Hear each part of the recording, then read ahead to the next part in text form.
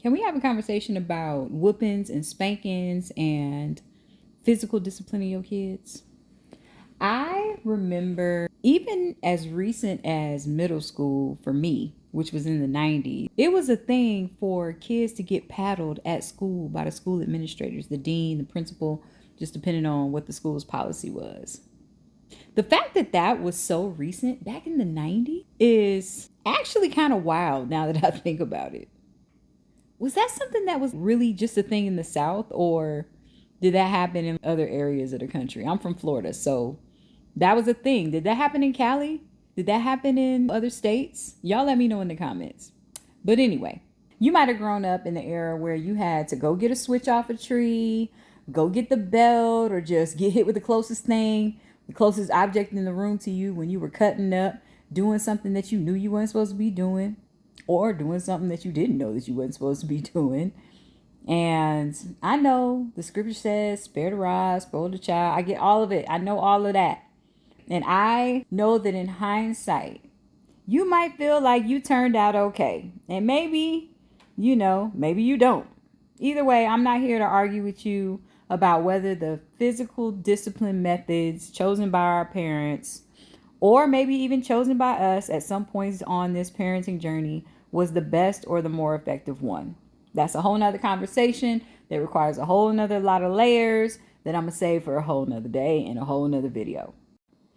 But what I want to talk about is how the use of physical discipline or corporal punishment, which is the legal terminology that's used, regardless of whether you mean well, it is something that the court system considers when it makes a determination when it comes to making a decision about whether your kids get to remain in your custody or if they should be placed somewhere else that the system deems safe.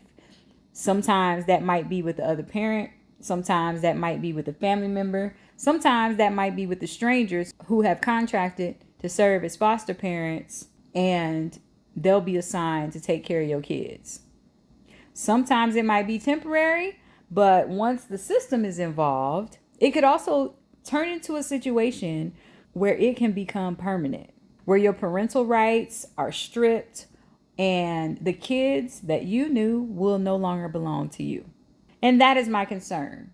The laws across the country vary and they are steadily changing depending on where you live. But if we're not careful, you will find yourself in a legal battle over something that at one point may have been considered the norm, and you didn't even realize that now the court system considers it abuse. And this could be anything from having your kids standing in a corner for too long, or with their hands over their head, or straight out. You know how back in the day you have to stand there with your arms straight out.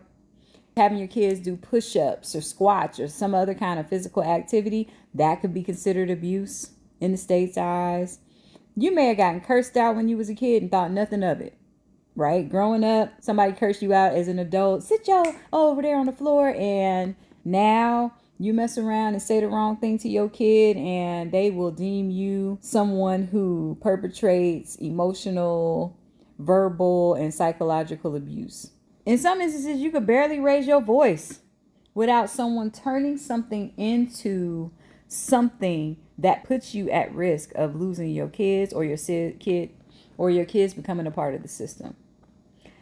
As a child custody and family law attorney, I see allegations thrown around all the time, anything that can easily turn into full-blown criminal investigations and charges, child custody battles, jail time, dependency cases, kids being removed from the custody of well-meaning, good parents who may have simply modeled behavior that they saw growing up because that's what they knew and they turned out just fine. Parents who love their kids and probably could have done some things a little bit differently, but that doesn't necessarily mean that their parental rights or their custody should be on the line.